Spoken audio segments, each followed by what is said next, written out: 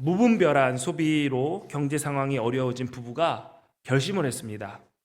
이제 앞으로 어떤 물건을 살 때 꼭 필요한지 그렇지 않은지 다시 한번 생각해보고, 필요하지 않은 물건인데도 불구하고 사고 싶은 마음이 막 들 때는 예수님처럼 사탄아 내 뒤로 물러가라 이렇게 외치자고 둘이 부부가 약속을 했습니다. 이렇게 약속을 하고 다음 날이 되었는데, 남편이 집에 돌아오니까 아내가 산뜻한 봄옷을 새로 사서 입고 남편에게 잘 어울리는지를 물어보는 거예요. 남편은 어제 한 이야기도 있고 얼마 전에 새 옷을 산 것 같기도 한데, 정말 이게 생각해보고 산 것이 맞나 아내에게 물어봤어요. 그러자 아내가 자기는 분명히 깊게 생각을 해봤다라고 얘기를 하는 거예요. 그래서 남편이 그러면은 깊게 생각한 그 결과 이것이 꼭 필요하다라는 생각이 들었느냐라고 물으니까 아내가 대답하기를 아니요, 필요 없다고 생각했죠. 그런데도 사고 싶다는 생각이 들어서 어쩔 수 없었어요 라고 얘기를 하는 거예요.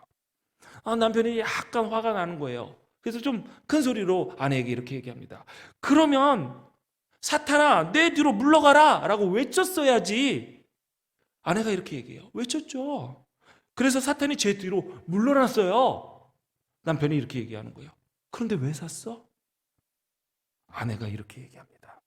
사탄이 뒤에서 이렇게 얘기하던데요. 사모님 뒤에서 봐도 정말 잘 어울리십니다. 그래서 샀죠.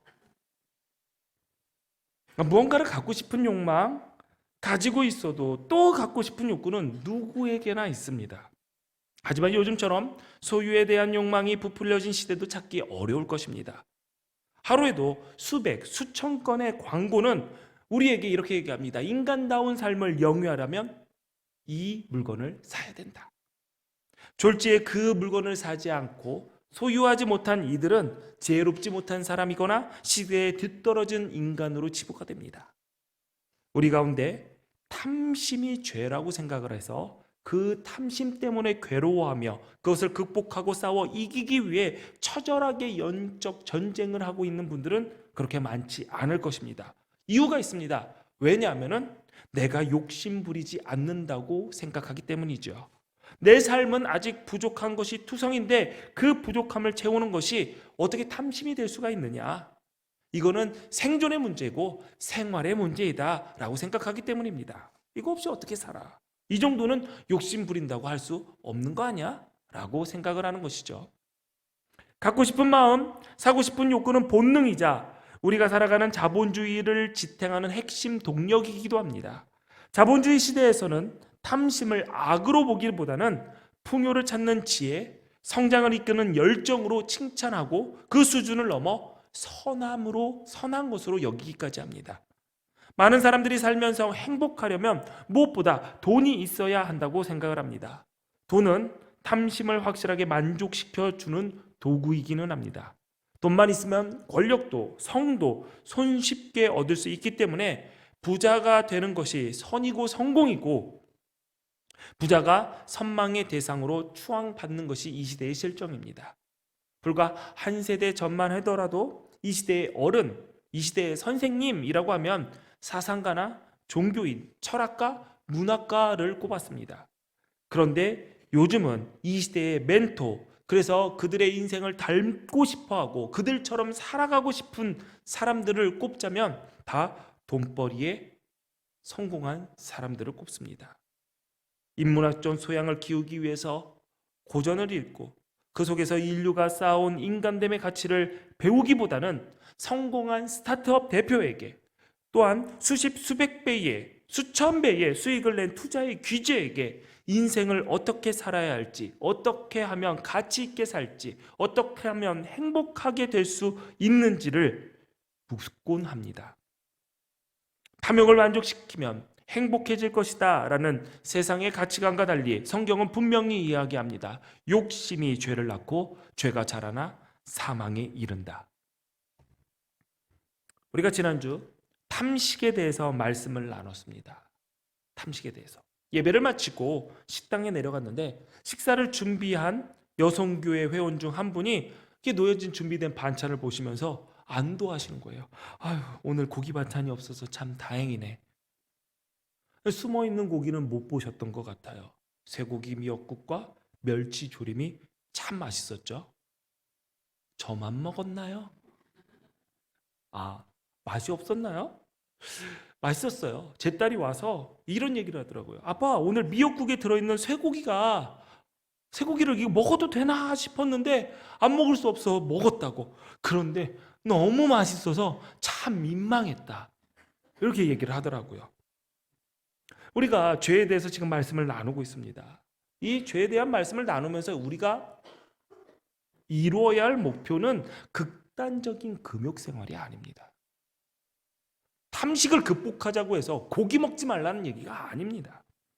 하나님께서 허락하신 것, 선물로 주신 것을 죄가 되지 않게 분별하고 그것을 통해서 오는 유혹과 싸워 이기는 것이 우리가 지금 칠죄종에 대한 말씀을 나누면서 이루어야 할 목표입니다. 부와 소유의 문제도 마찬가지입니다. 예수 믿는 사람은 부를 구하면 안 되는 것일까요? 그렇지 않습니다. 성경은 분명하게 이야기합니다. 부요함은 하나님께서 주시는 복이다. 출애굽한 이스라엘 백성들에게 하나님께서 약속하신 것은 젖과 꿀이 흐르는 땅이었습니다. 풍요로운 땅이었다라는 것이죠. 하나님을 믿고 그분의 인도를 따르고 어려운 상황에서도 믿음을 지키는 삶의 결과는 젖과 꿀이 흐르는 땅을 차지하는 것입니다. 이렇듯 부와 번영과 소유는 하나님께서 복으로 약속하신 것들이죠. 또 성경은 부와 소유를 하나님께서 주시는 정직한 노동의 대가라고 이야기하고 있습니다. 성경은 열심히 일하고 풍요로운 삶을 거두어 살라고 말합니다. 그래서 이스라엘 사람들은 부자를 하나님께 복받은 자로 성실히 열심히 일하며 산 사람으로 여기고 존경했습니다. 또 부와 소유는 하나님께서 맡겨주신 일을 감당케 하는 도구가 됩니다. 하나님은 부를 가진 사람들에게 가난한 자들을 도우라고 말씀하셨습니다. 더불어 말씀하시기를 내가 갚겠다. 그들에게 한 것은 곧 나에게 한 것이다 라고 하고 그 부를 가지고 소유를 가지고 선한 일을 할 때 도리어 더 복으로 갚아주시겠다고 약속하셨죠. 그래서 웨슬리 목사님은 열심히 많이 벌어라.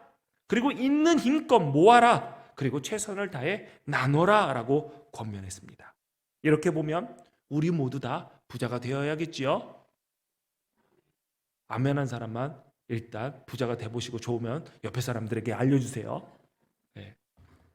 여러분이 부자가 되기 싫어서 아멘 안 한 건 아니겠죠. 왜냐하면 분명히 아멘 크게 하면은 뒤에 나오는 저의 또 다른 이야기이기 때문에 올무에 걸리지 않기 위해서 조심했을 거라고 저는 생각을 합니다.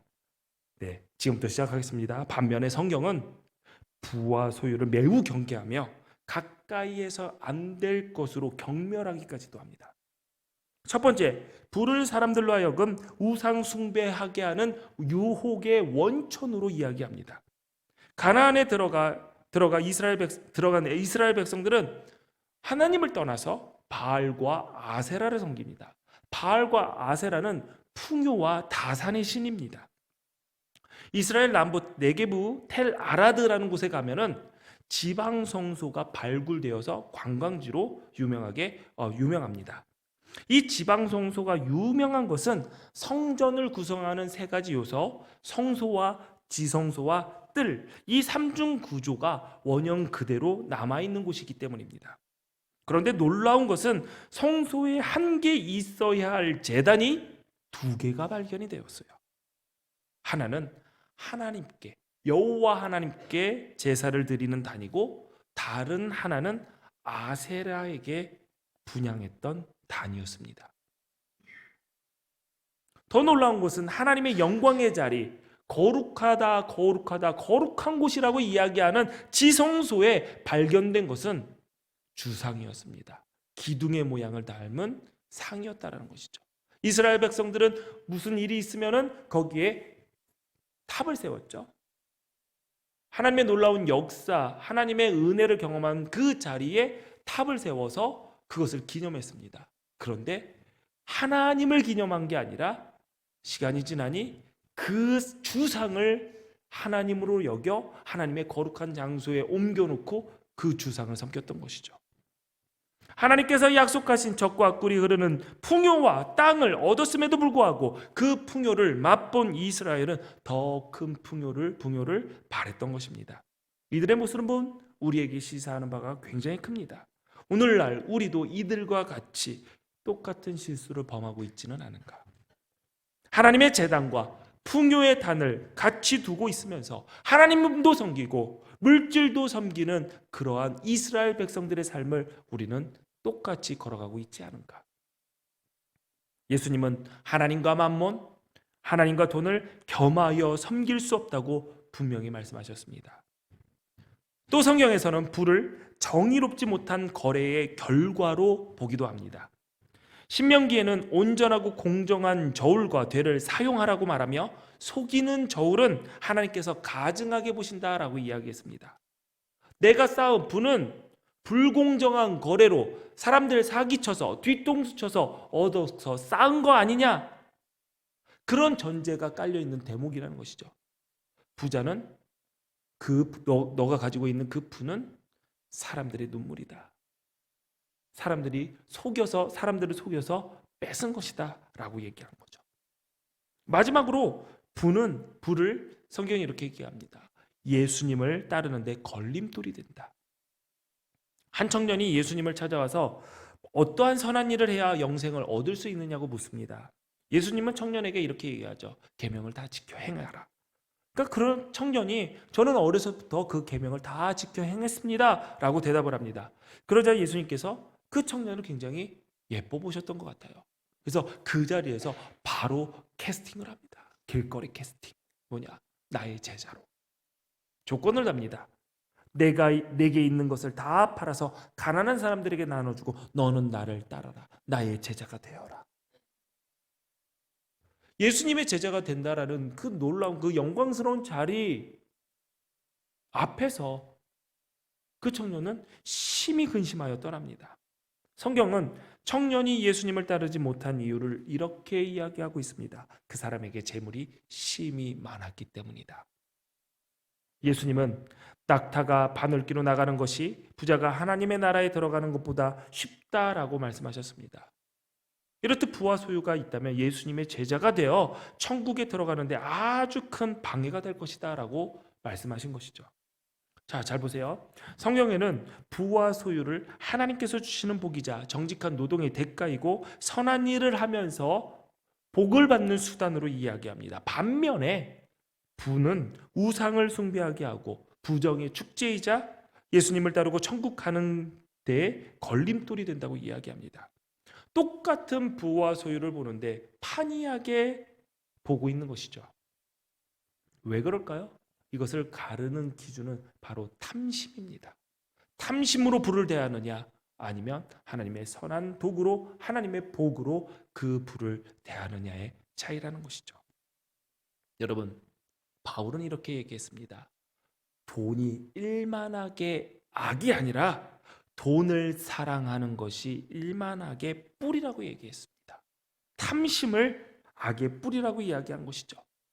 성경에는 탐심으로 인해서 시험에 빠진 자들이 아주 많이 등장합니다. 민수기에서 선지자 발람이 이스라엘 백성들을 저주하는 대가로 얻을 약속된 그 재물에 눈이 어두워져서 모압을 향해 가다가 그 가는 길에 나귀의 책망을 받습니다. 그런데도 끝끝내 모압 왕 발락에게 이스라엘을 범죄의 길로 이끄는 책략을 알려줍니다.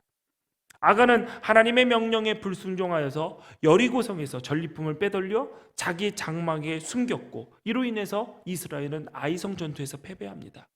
아간의 가문은 그 집안은 다 아골 골짜기에서 죽임을 당합니다.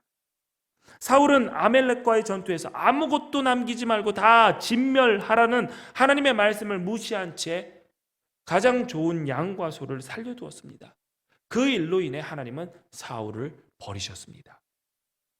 엘리사의 사환 게하시는 하나님의 능력으로 나병을 해서 고침받은 나만 장군에게 찾아가 선지자의 이름을 들먹이며 사례를 요구했고 그 사례를 받았다가 나병에 걸렸습니다. 초대교회의 아나니아와 삽비라는 헌금의 일부를 숨기고 거짓말을 하다가 그 자리에서 즉사했습니다. 성경 곳곳에는 탐심을 경고하는 교훈이 기록되어 있습니다. 토마스 아퀴나스는 탐욕을 이 땅의 물질 때문에 영원한 것을 멸시하는 것, 곧 하나님을 대항하는 것이라고 얘기했습니다. 교회의 역사 속에서 탐욕에 대해 대제로 지목하고 있는 것은 그 죄의 핵심이 우상 숭배이기 때문입니다. 골로새서 3장 5절에는 탐심은 우상 숭배라고 했고, 에베소서 5장 5절에도 탐하는 자 곧 우상 숭배자는 그리스도와 하나님의 나라에서 기업을 얻지 못할 것이다 라고 말하면서 이 탐심을 극복하지 못하면 하나님의 언약 백성으로서 천국에서 제외될 수밖에 없다고 경고하고 있습니다. 그렇다면 왜 탐심이 우상 숭배와 동일한 것일까요?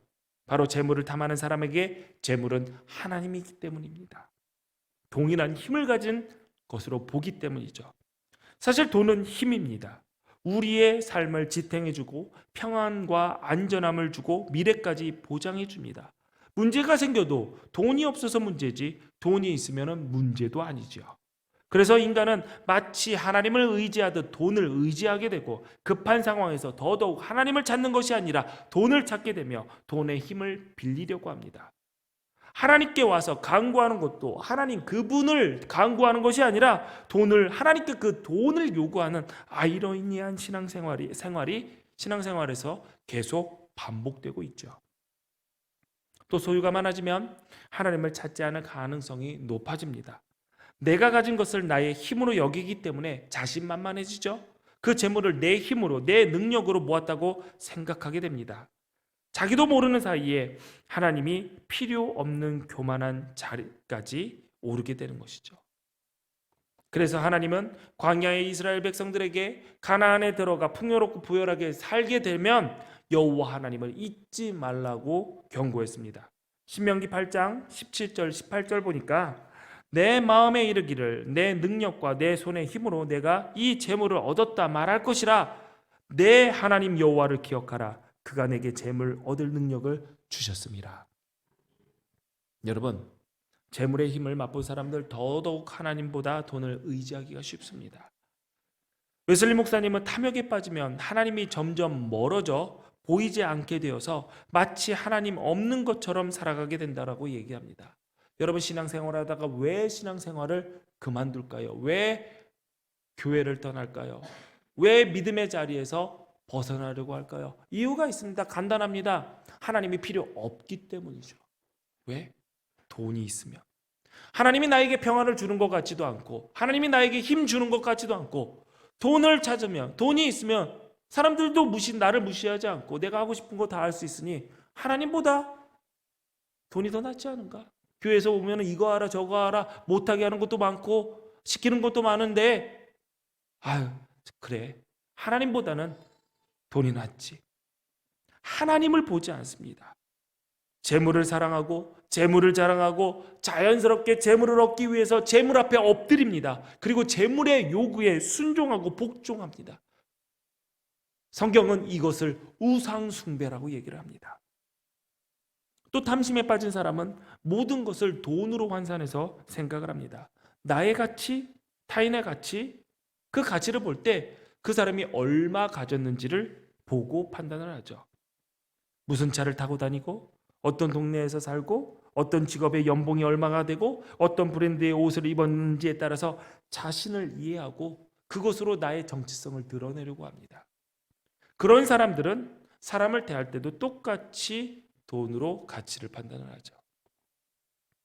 우리 아이들 악기를 가르칠 때 가장 중요한 것은 이렇게 음악을 잘하고 악기를 잘하는 것보다 악기를 좀 소중하게 대하고 악기를 잘 관리하는 것이 중요합니다.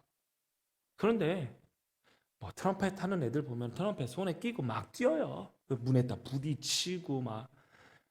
제 막내 아들 트럼펫을 하는데 누가 소리가 잘 나니까 이제 트럼펫을 쇠 트럼펫으로, 지금 플라스틱 트럼펫을 쓰고 있는데 쇠 악기로 바꿔줄게 했더니 싫대요. 왜냐면은 그거에서 찌그러지면 아빠한테 혼난다는 거예요. 그래서 나는 플라스틱 계속 쓰겠다. 클라리넷 악기 저렇게 세워놓고 툭 쳐서 넘어뜨리고요. 그냥 물 먹으러 간다고 그냥 책상 위에 딱 올려놓고 그냥 대굴대굴 굴러가고요. 트럼본 앞에서 막 뿡뿡뿡뿡 하는데 앞에 지나가가지고 딱 꺾이게 만들고요. 슬라이드 꺾이게 막 정말 귀하게 소중히 여겨라. 아무리 백날 얘기해도 그냥 현악기 떨어져서 브릿지 다 부러져 갖고 목사님 고쳐주세요 하고 갖고 와요. 어떻게 할까 고민을 했어요. 어떻게 그러니까 아이들이 갑자기 그 말을 듣고 악기를 소중히 여기기 시작했어요. 야, 저 악기 800만 원짜리야. 이 악기 수천만 원짜리야. 저거 1억짜리 악기야. 이거 건들지 마. 너네 아빠 차보다 비싸. 건들지를 않아요. 소중히 여기더라고요. 참 씁쓸하죠. 돈으로 얘기해줘야지 그의 소중함을, 그것의 소중함을 안다라는 건 참 씁쓸하기도 합니다. 그런데 세상이 이래요. 돈으로 이야기하는 게 가장 편합니다. 저 사람 연봉이 얼마래? 우와, 뭐 하는지도 모르고. 저 사람이 타고 다니는 차가 그런 차래? 우와, 그 사람이 그거에 영혼을 끌어모아다 샀는지 안 샀는지도 모르고. 그 사람은 그 동네 산데 우와, 그 사람이 대출이 얼마인지도 모르고 그냥 보이는 것에 가치를 매깁니다. 돈으로 환산되는 가치, 사회에서도 큰 문제를 갖게 되죠. 사회의 공공의 문제에 대해서 탐심은 관심을 끊게 만듭니다. 아니요, 관심을 두게도 하죠. 돈이 되면은 과감하게 들어갑니다. 그런데 득볼 일이 없으면 과감하게 발을 빼고 신경도 쓰지 않습니다. 탐심은 공동체를 향한 게으름과 나태를 불러와서 사회를 점점 각박하게 만듭니다. 사람이 살아가는데 돈으로 환산할 수 없는 귀중한 가치는 너무나도 많습니다. 가족 간의 사랑, 친구들 간의 우정, 형제들 간의 나눔과 섬김, 돈으로 살 수 없는 그 귀중한 가치는 우리에게 분명 자존감을 높여주고 행복하다고 느끼게 해주는 중요한 자산입니다. 그러나 탐심은 이런 것들의 가치를 무시합니다. 보지 못하게 합니다. 탐욕은 개인의 문제만이 아닙니다. 성경은 탐욕이 공동체 안으로 들어오는 것을 극도로 경계했습니다. 초대교회 아나니아와 삽비라 부부는 신실한 부부였습니다. 그래서 그들은 자신의 재산을 팔아 교회에 헌금하고자 했죠. 그런데 누구도 전 재산을 바치라고 얘기한 사람이 없었습니다. 그런데 그들은 스스로 자신의 땅을 판 모든 돈을 바치겠다고 교회에 얘기를 했죠. 그리고 땅 판 돈의 일부를 감췄습니다.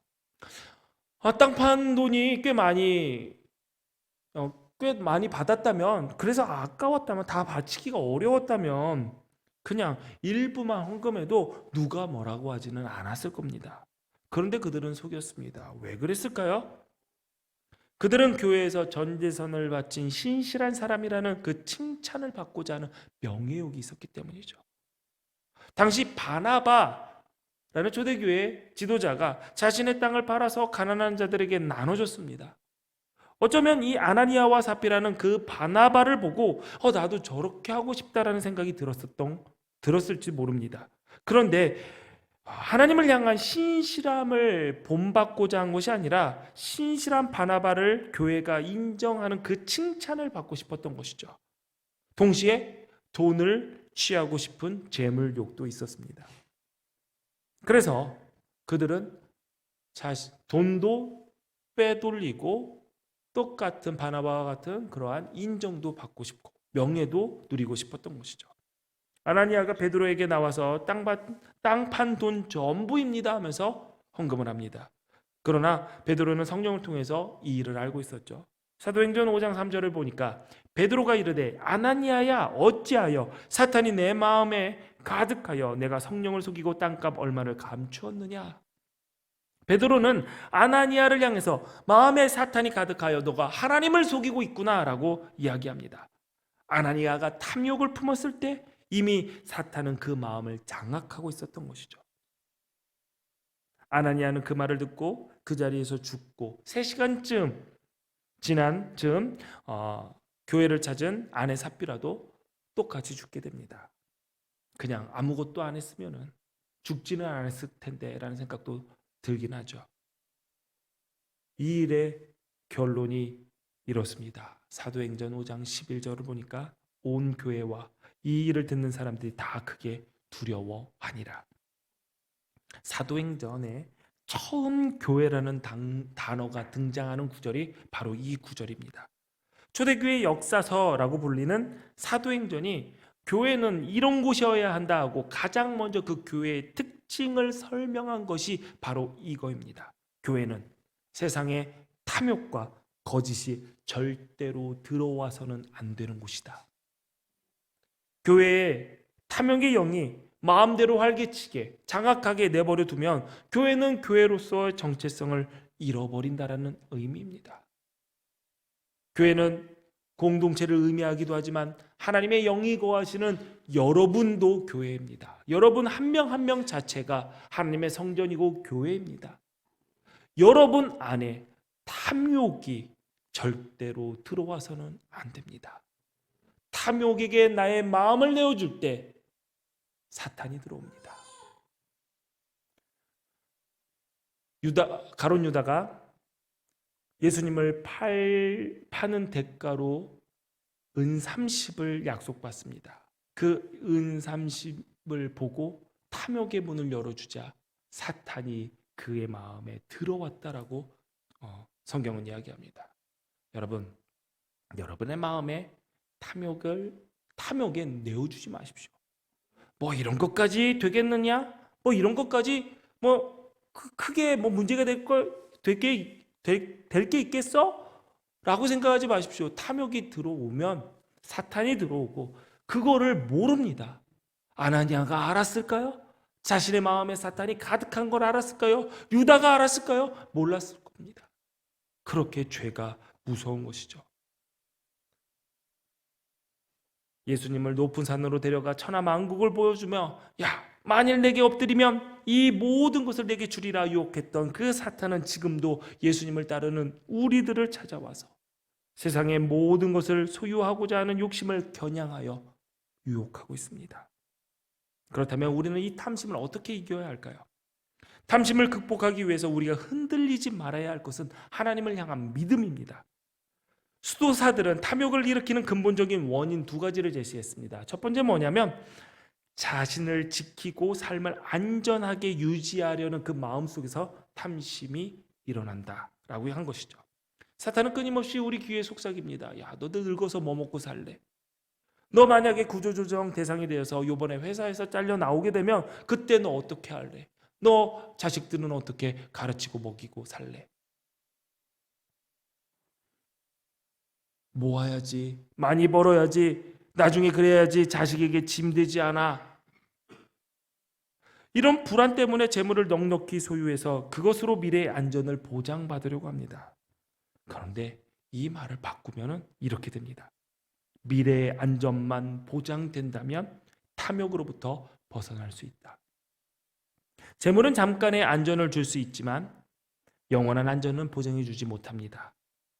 그래서 히브리서 13장 5절에는 이런 말씀이 있죠. 돈을 사랑하지 말고 있는 바를 족한 줄로 알라.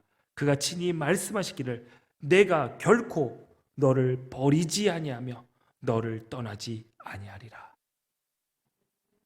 여러분, 해답은 우리의 영원한 요사가 되시고 피난처가 되시고 우리를 결코 버리지 않고 우리를 결코 떠나지 않는 하나님 안에 있음을 믿는 것입니다. 또 탐욕을 일으키는 근본적인 원인 다른 하나는 내적 결핍입니다.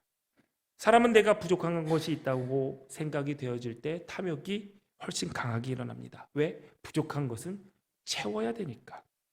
그래서 각종 좋은 것을 갖고 쓰면서 그 공허함을 채우려고 합니다.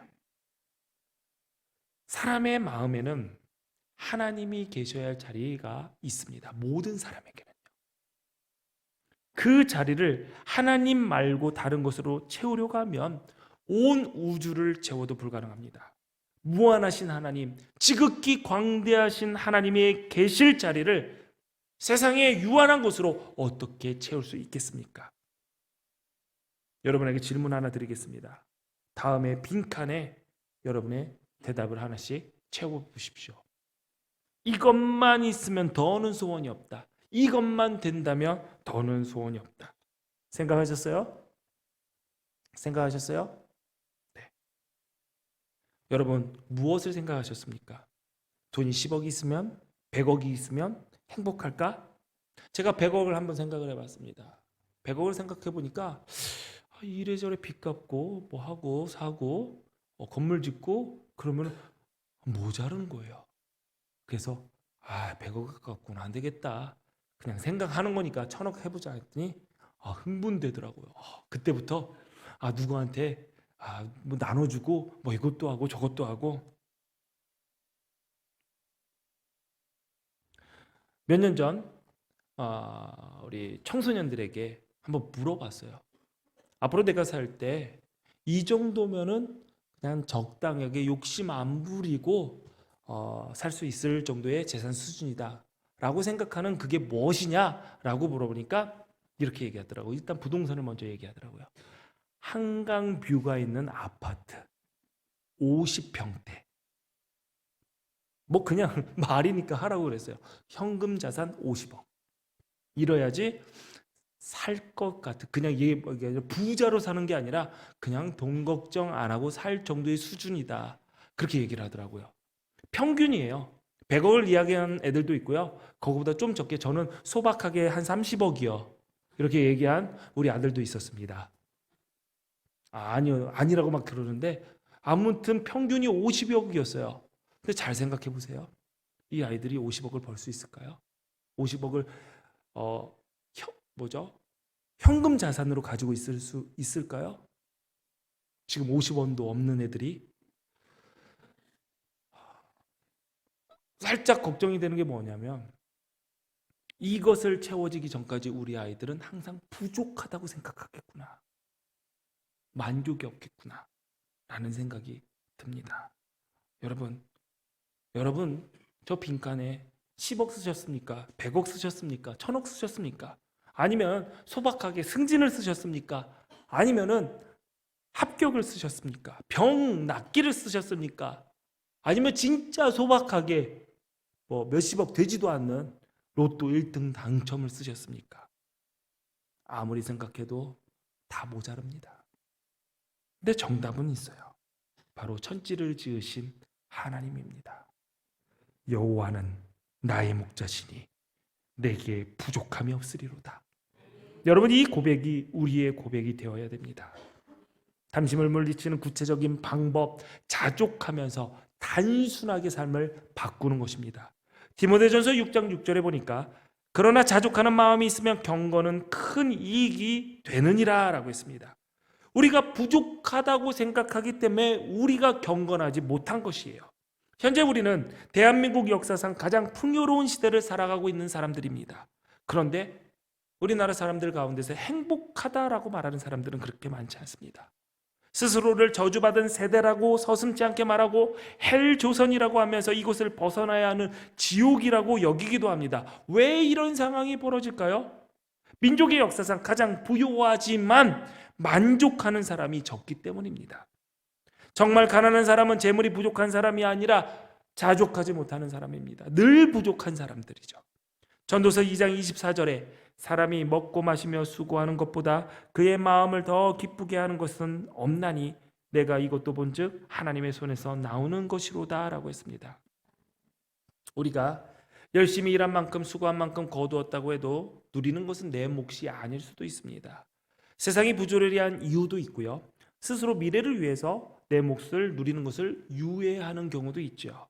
어찌됐든 우리들이 가져야 할 태도도 나에게 있는 것들, 설령 그것이 부족하게 여겨질지라도 하나님의 손에서 나오는 것이고 나에게 주어진 것이기에 감사하며 최대한 누리며 사는 것입니다. 그러기 위해서는 좀 단순해져야 됩니다. 가난한 시대를 사는 부유한 그리스도인이라는 책을 쓴 로날드 사이더는 의식주와 관련된 것을 필수품, 있으면 유용한 것, 없어도 되는 것, 사치품, 이렇게 4가지로 나눴습니다. 그리고 필수품을 제외한 나머지는 잉여 소유물로 취급했죠. 여러분 예배를 마치신 후에 여러분 집에 돌아가셔서 여러분의 집안을 한번 둘러보시고 이 방법대로 구분해 보세요. 첫 번째, 필수품, 꼭 있어야 하는 것. 두 번째, 있으면 좋은 것. 그런데 없어도 상관없는 거 사는데. 세 번째, 없어도 되는 거. 그런데 짊어지고 있는 거. 네 번째, 사치품. 그렇게 좋거나 비싼 것이 아니어도 되는데 좀 멋내려고, 있어 보이려고 가지고 있는 거. 제가 어저께 저녁에 저희 아내랑 이 기준에 따라서 우리 집안의 물건들을 한번 구분해 봤어요. 그런데 감정 싸움이 되더라고요. 아무리 봐도 있으면 좋고 없어도 되는 건조기를 자꾸 필수품이라고 하는 거예요. 네. 필수품이에요? 아니 그냥 널어도 되는 거잖아요. 그러면서 이런 얘기를 하더라고요. 난 요리 잘 안 하니까 냉장고는 차라리 필수품이 아니다라는 거예요. 그래서 제가 그랬죠. 아니 아이스크림은 어디다 놓고 먹냐고. 나 아이스크림 좋아하는데 그러는 거예요. 그러다가 얘기가 나왔어요. 제가 먼저 공격을 했죠. 옷장에 그 쓰잘데기 없는 옷부터 없어도 되는 그 너무한 거 아니냐고. 무슨 신발은 신발장에 색깔별로 있고 구두다 뭐 운동화다 스타일별로 있냐고.